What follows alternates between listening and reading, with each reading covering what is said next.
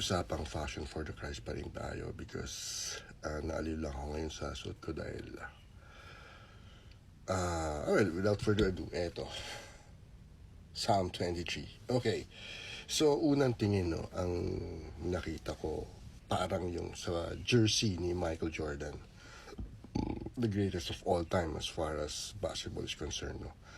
But of course, debate yan pagdating dun sa kabalyang kampo, which is sa kampo naman ng LeBron James. So who's really the GOAT, no? And come to think of it, madaming mga kanya-kanyang points na nire-raise sila kung sino talaga yung greatest of all time. Now, as far as the GOAT is concerned, no, meron din tayong sinasabi na the God over all things. So, ang hindi nakikita ng tao ngayon is sino ba talaga yung greatest? Of course, the best 23 ever is the Lord. The Lord is my shepherd. So, kung GOAT yon, ang shepherd, siya yung pinaka-master. And as far as master is concerned, siguro kung naglalaro ang Diyos ngayon dito against Michael Jordan or LeBron James, he is the Lamb, not the GOAT, the Lord and Master of basketball.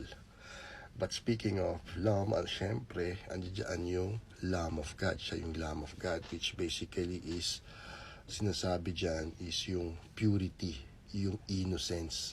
Kasi yung parang sa usapang among tupa, andiyan yung innocence eh.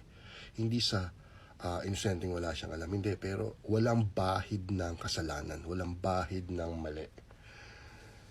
Na talagang siya naman yung pinaka-pure, no? So, as far as the GOAT is concerned, the best 23 ever is Jesus. The Lord is my shepherd, I shall not want. So, ang sinasabi sa Bible verse na to, pagkatiwala natin ang lahat sa Diyos bilang shepherd natin, no?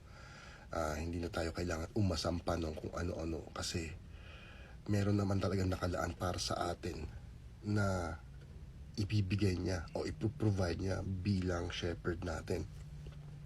A green pasture, diba? So, fresh water.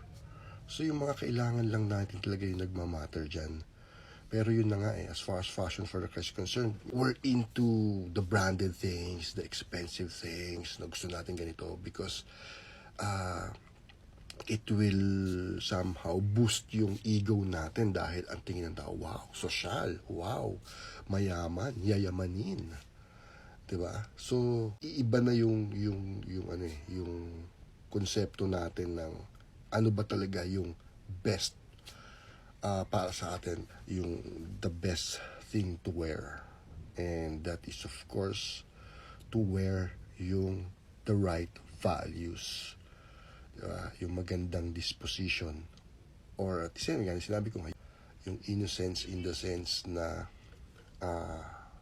pure, puro tayo na hindi tayo nag-asam ng kung ano-ano because ipinagkakatiwala lang natin sa shepherd natin, diba? So instead na maging tayo, mga tubuan ng mga sungay, maging parang maamong tupa pa rin tayo.